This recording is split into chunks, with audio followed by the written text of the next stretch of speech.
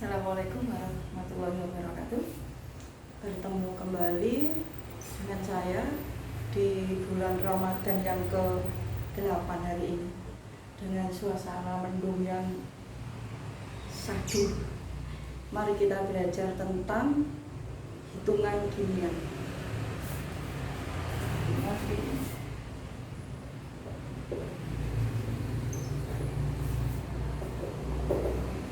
Kita belajar tentang yang pertama itu reaksi pembatas.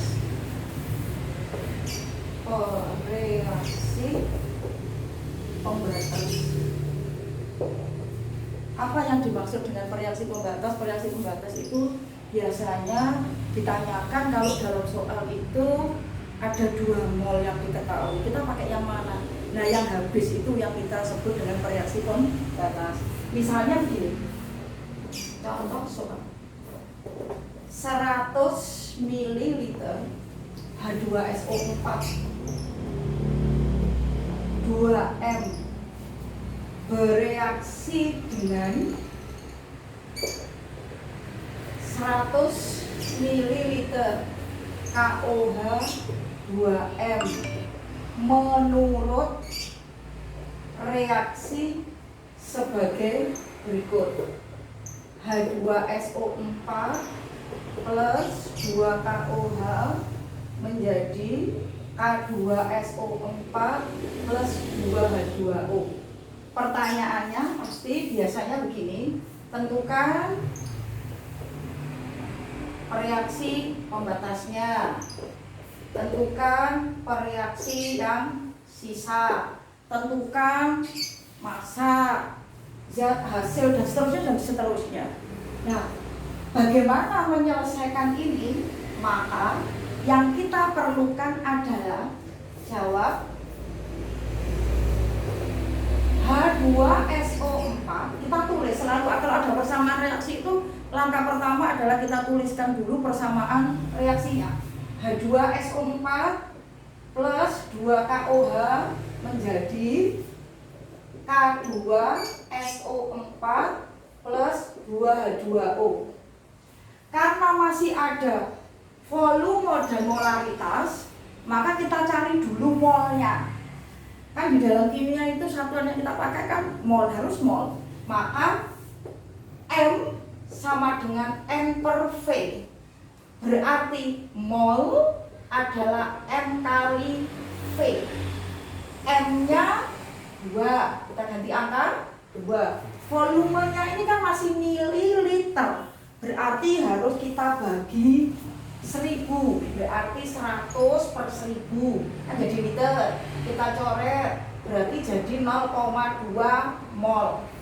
Kita isikan di sini 0,2 mol. KOH-nya volumenya sama, konsentrasinya sama, berarti molnya sama bukan? Nah, sekarang kita dihadapkan pada 2 mol. Kita pakai mol yang mana?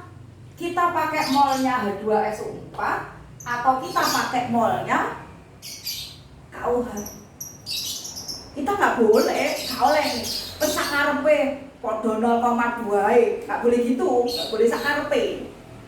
Ilmu pasti kok. Ya berarti bagaimana cara milihnya?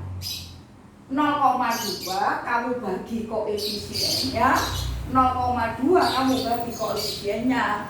Kalau hasilnya ada yang lebih kecil, nah itu yang kita pakai.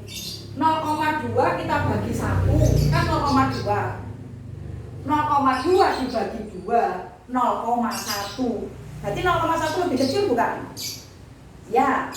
Tapi kita nggak boleh ngisi di sini 0,1. Uang pertanyaannya pilih 0,2 H2SO4 apa 0,2 KOH, terus kita jawabnya 0,1. Dari mana? Ya kita, hitungan tadi itu untuk apa? Hitungan tadi itu untuk menentukan di antara 0,2 ini mana yang lebih kecil. Ternyata ini bukan, kan dibagi 2, maka kita tuliskan ulang 0,2. Maka semua hitungan harus berdasarkan KOH. 0,2 dikurangi 0,2 habis bukan? Nah, ini yang kita sebut dengan bereaksi pembatas. Maka semua senyawa-senyawa di sini kalau mau mencari molnya harus berdasarkan KOH. Berarti H2SO4 berapa? Koefisiennya berapa? 1. Koefisiennya berapa? 2. Nah, yang kita pakai ini bukan. Maka kalikan 0,2 sama dengan 0,1. 0,2 dikurangi 0,1, 0,1 ini disebut dengan bereaksi yang sisa. Bagaimana kalau mencari K2SO4? Koefisiennya berapa? 1 dibagi semuanya berdasarkan KOH 2 kali 0,2, 0,1, 0,1 mol. Ini berapa? 2. Ini 2 sama kan? Berarti 0,2, 0,2. Kalau kita sudah punya mol H2SO4, mol K2SO4, mol H2O, maka pertanyaan apapun akan mudah kita jawab. Tentukan reaksi pembatasnya. Nah, kamu bisa jawab. Berarti reaksi pembatasnya adalah KOH. Reaksi yang sisa siapa? H2SO4. Pertanyaannya bisa berlanjut. Misal, berapa massa K2SO4? Massa K2SO4. Ya tinggal, ini kan sudah mol. Masih ingat kan kita masih punya rumus pertigaan? Kalau mencari massa dari mol, kan tinggal kita kalikan 0,1 kali mR-nya K2SO4. Kita hitung ketemu gramnya. Apakah kita bisa menghitung volume H2O? Tentu saja bisa, kan kita punya molnya. Kalau punya mol kita bisa. D. Tentukan volume H2O. Mau apa? STP pada tekanan dan suhu yang beda bisa. Misal ini berapa volume H2O? Misal STP, maka tinggal 0,2. Masih ingat di rumus pertigaan 1 mol sama dengan 22,4. Tinggal kita kalikan 22,4. Kita hitung sudah ketemu kita. Loh, gimana Bu? Kalau mencari volumenya diketahui suhu dan tekanannya, misalnya hitung volume pada berapa? Suhunya 27 derajat Celcius, tekanannya 2 atm. Maka volume H2, oh ya tinggal memasukkan rumus PV sama dengan RT. Maka N kali R kali T dibagi P. N-nya H2O 0,2. R itu 0,082. T-nya 27 ditambah 273 dibagi 2. Sudah bisa kita hitung sekian liter. Terus bagaimana? Misal soalnya itu hitungan kimia. Nanti akan saya hapus sebentar lagi. Bagaimana kalau soalnya itu hitungan kimia? Tapi nggak volume, nggak molar. Apa? Misalnya gram. Misalnya H2SO4-nya 9,8 gram. KOH-nya misalnya 5,9 gram. Gimana? Ya sama. Kalau ini diketahui gram, ini diketahui gram, kan harus kita bagi mR-nya masing-masing. Ya toh? Kita bagi mR-nya masing-masing, akhirnya ketemu mol lagi. Caranya sama. Jadi intinya di kimia itu kita harus menemukan molnya masing-masing bereaksi. Loh, gimana kalau misalnya soalnya itu hanya satu saja yang diketahui? Misalnya gimana? Contoh kedua gitu ya. Misalnya 4 gram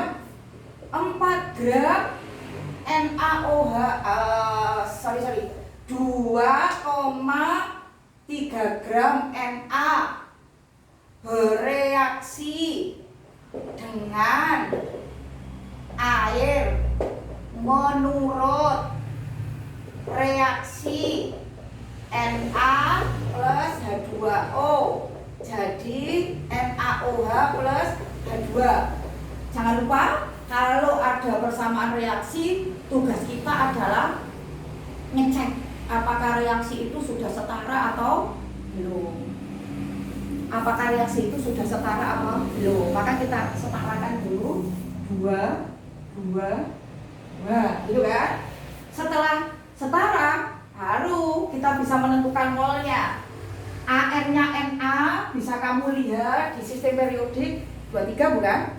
2,3 dibagi 23. Berarti molnya Na berapa? 2,3 dibagi 23, 0,1 mol bukan?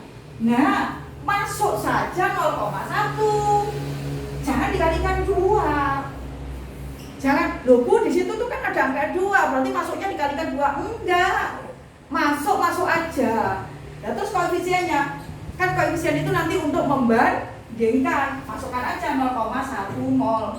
Berarti semua soal yang ada di sini nanti berdasarkan Na. Misalnya berapa volume H2 saat STP? Ya kita cari 2, 0,1. Kalau 1 ya berarti kan tinggal 1/2 kali 0,1 sama dengan 0,05 mol. Berarti kan tinggal 0,05 kali STP 22. Dan kita cari liter, selesai. Bu, gimana caranya nanti kalau mencari massa NaOH? Sama 2, 0,1, berarti 2 juga 0,1. Masanya berarti kan tinggal kita kalikan mRNaOH. Kan begitu. Nah, sekarang kamu coba buka buku merahmu. Buku merah yang dari sekolah. Kamu buka halaman 249. Halaman 249. Oke. Halaman 249 nomor 2. Buku merah yang dari sekolah itu, yang seperti ini. Oke. Nah, di situ pada temperatur 150 derajat Celcius, emas bereaksi dengan gas klorin panas. Menurut persamaan reaksi, saya tuliskan persamaan reaksinya. Kalian buka buku kalian dulu. 2AU plus 3Cl2 menjadi 2AuCl3. Saya ulang. Jadi ada emas AU, ada emas AU bereaksi dengan gas klorin. Itu reaksinya sudah Bu Lina tulis. Terus di situ ditulis 10 gram emas bereaksi dengan 10 gram klorin. 10 gram emas bereaksi dengan 10 gram klorin. Ingat, di kimia satuan gram nggak dipakai, nggak boleh kita pakai gram. Kita pakai apa? Mol bukan? Gram kalau ke mol sudah hafal, dibagi AR-nya. Lihat AR-nya emas di SPU di sini ada 197. Maka tinggal ini 2 dibagi 10 dibagi 197. Cl 35,5, Cl2. Berarti kan 2 kali. Berapa? 71 mol kan? Berapa itu? 0,05 mol, 0,14 mol. Nah, ada 2. Maka kita disuruh menentukan, kamu pakai molnya AU atau pakai molnya Cl2. Gimana caranya tadi? Kita bagi dengan koefisien 0,05 dibagi 2 dengan 0,14 dibagi 3. Kecil yang mana?